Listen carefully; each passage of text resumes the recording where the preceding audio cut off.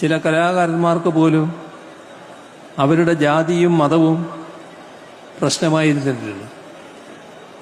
തൃശ്ശൂർ ജില്ലക്കാരനായ വലിയൊരു ഗായകനായിരുന്നല്ലോ കലാമണ്ഡലം ഹൈദരാലി.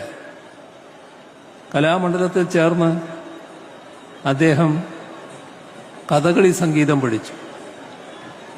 കഥകളി ഹിന്ദുക്കളുടെ, പ്രത്യേകിച്ച് സവർണ ഹിന്ദുക്കളുടെ കലയാണെന്ന് കരുതിയ ചില യാഥാസ്ഥികർ അദ്ദേഹത്തെ വിലക്കാൻ നോക്കി.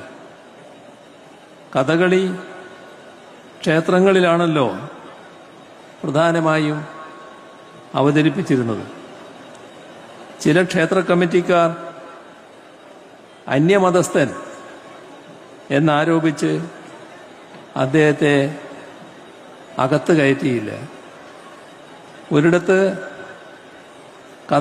കഥകളി നടന്മാർ മതിലിനകത്ത് സ്റ്റേജിൽ ആടുമ്പോൾ പാട്ടുകാരനായ ഹൈദരലിക്കായി മതിലിൻ്റെ ഒരു ഭാഗം പൊളിച്ച് മതിലിന് പുറത്തായി ഹൈദരാലിക്ക് നിന്ന് പാടാൻ പ്രത്യേകം ഇടം ഒരുക്കുകയുണ്ടായി.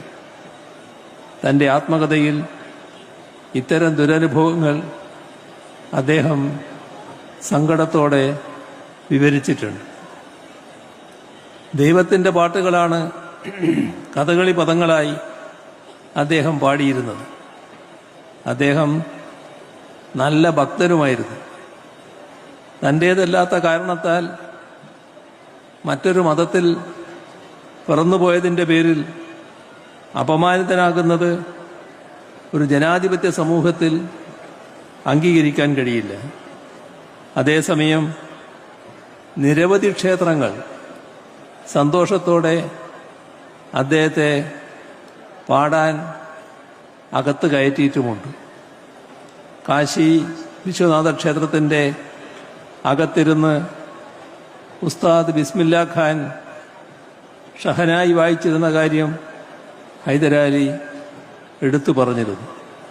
കലാകാരന്മാരെ മതത്തിൻ്റെ കണ്ണിലൂടെ കാണരുത്, കലാകാരന്മാരായി കാണുക, അതാണ് വേണ്ടത്.